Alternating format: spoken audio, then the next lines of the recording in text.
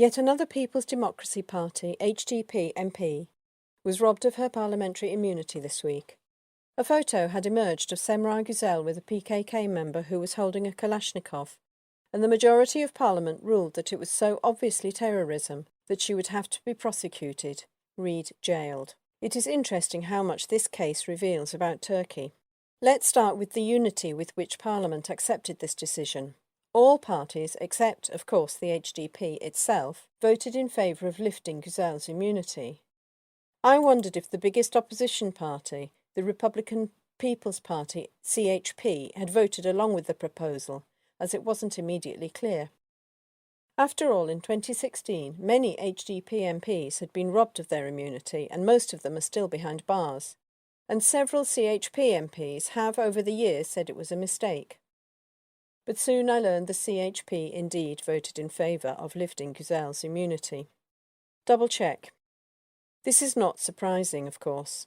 It's funny, there are two alliances in Parliament, and I often have to check again which alliance has which name, but check, check and double check. There is the People's Alliance of the Justice and Welfare Party AKP and the Nationalist People's Party MHP, and the Nation Alliance of the CHP and the E Party. The confusion is that it could have been the other way round. In the end, these parties are founded on Turkish nationalism and don't differ that much in their core. But what becomes most clear when there is a vote or a debate about anything related to the Kurdish issue? They all agree. They agree that cross-border operations into the Kandil Mountains have to continue. They agree on the invasion and occupation of parts of Syria. They agree on a military solution for the Kurdish issue. They agree about the lifting of Semra Güzel's parliamentary immunity. Then, the photo that was at the core of the immunity matter, a 2014 picture of her somewhere in the guerrilla-controlled mountains with a friend from university who had since become a PKK member. She was not an HDP member at the time, and although it was not accepted to have pictures taken with PKK members even then, it was right in the middle of the so-called peace process. There was hope that things would change. There was hope that the state was genuinely working towards a solution to the Kurdish issue. Random. But that hope was frail. One of the things that revealed the lack of seriousness from the state was that any rights that the government acknowledged were never enshrined in the constitution or the law, nor were the broad and multi-interpretable terrorism laws ever changed. It means that anything that can be left unpunished at one time can be punishable at another time. It's all totally random and political.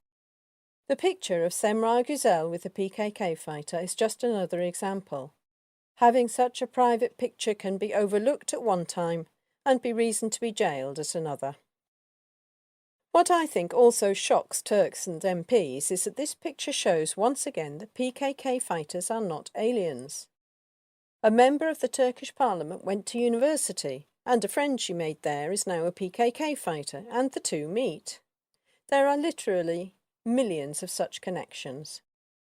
When I spent a full year with the PKK to research my book, This Fire Never Dies, I saw many people visiting.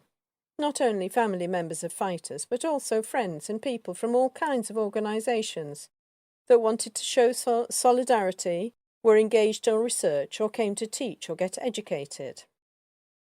The Turkish media always depicts the PKK as terrorists, and still, after decades, it seems to shock them to find that average citizens have ties with the fighters who are part of their communities. Semra Güzel is one of many, but she became an MP and had to pay the price. Osman Kavala. The last thing we can learn is the current total disregard of the Turkish government for rulings of the European Court of Human Rights.